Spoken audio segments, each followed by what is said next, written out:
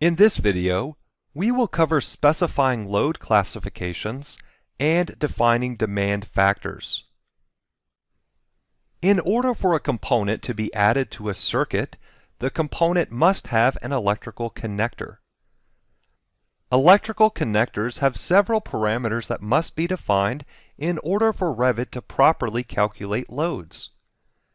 There are also several electrical settings that affect the way Revit calculates loads. We'll take a look at how this works. On the Systems ribbon, in the Electrical panel, click the dialog box launcher to open the Electrical Settings dialog, and then switch to the Load Calculations options. There are two options for the apparent load calculation method: sum true load and reactive load, and sum apparent load. Revit defines the true load as the actual power used by the circuit, and the apparent load is the real and reactive power used by the circuit. You can select the option that works best for you, and that method will be used for the entire project. You can also create load classifications and demand factors. In the Load Calculations options, click Load Classifications to open the Load Classifications dialog. Here, you can see the load classification types that have been created in the project. When you select a type, you can see the name, an abbreviation if one has been added, the demand factor, and then the load class for use with spaces. The important thing here is the demand factor. When you expand the drop-down, you can select one of the demand factors that have been created in the project. You can also create new load classification types to meet the needs of your project. I'll click Cancel and then click Demand Factors. In the Demand Factors dialog, you can see all the demand factor types. Let's take a look at how demand factors are defined. I'll click New and then accept the default name and click OK.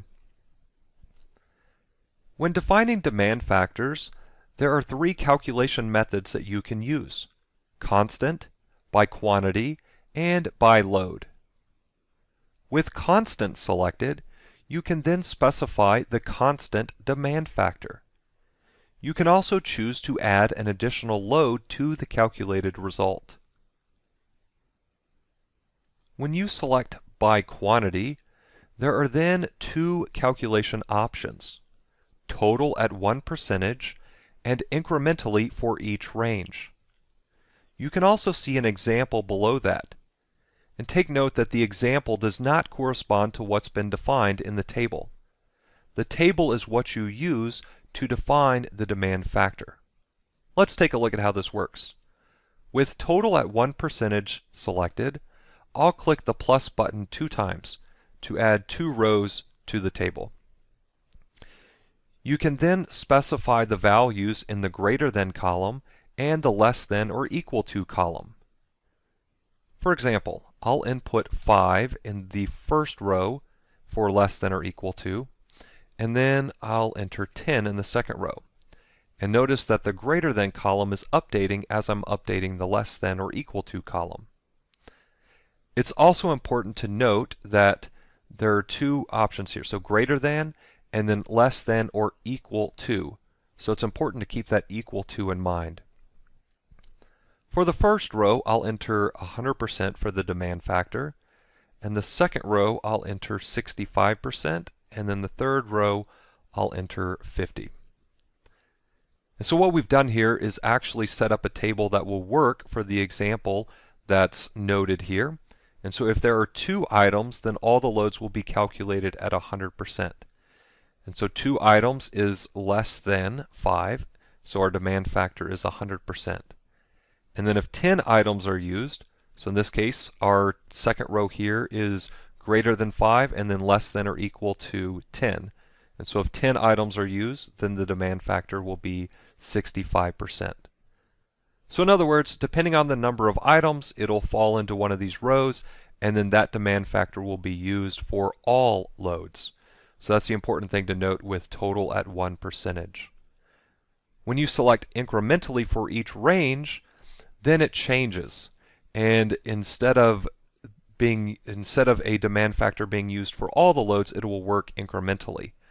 And so if we have between 0 and 5, those first 5 will use 100%, and then between 6 and 10, those items will use 65%, and then 11 or more will use 50%. You'll also note that this example has changed, and the example here does not correspond to the table. And so what I just explained was based off of the table that we created for the first example. So don't worry about this example updating. It's simply the same one for each option, and just to give you an idea of how that works. So either total at 1% or incrementally. The third calculation method is by load. And by load works very similar. There is a table that you can use to specify the demand factor, and you can either select total at 1% or incrementally for each range. And instead of the quantity of items, we're looking at the load as indicated by the by load calculation method. Okay, once again, you can add additional rows, specify the greater than or the less than or equal to. Once again, pay attention to the fact that this is less than or equal to, so that's a big thing when you're defining these. And then with either of these, you can choose to add an additional load to the calculated result. I will click Cancel to close this dialog, and then click Cancel to close the electrical settings dialog.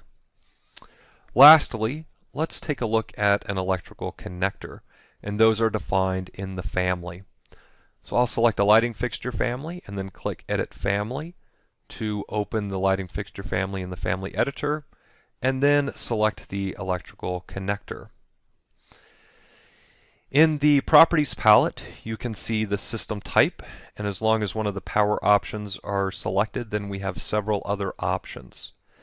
The important parameters I want to point out are the ones that we've just been covering, and so the load classification, you can associate that to a family parameter. That way you will have a parameter that you can modify in the project. And so if the load classification of the connector was not mapped to a load classification parameter for the family, then you would not be able to modify that. And so if you notice that you're updating parameters in the family and it's not affecting your load, then it's likely because one of the parameters for the electrical connector is not mapped appropriately. You can also see the voltage and the number of poles. In this case, those parameters are not associated, so they will be the constant unless they're updated here in the family. And then there's an apparent load phase 1, 2, and 3. And for this example, the apparent load phase 1 is mapped to the apparent load family parameter. And then there's also a power factor parameter. And so once again, any of those parameters can be associated to family parameters and then modified in either the family or in the project using that family parameter.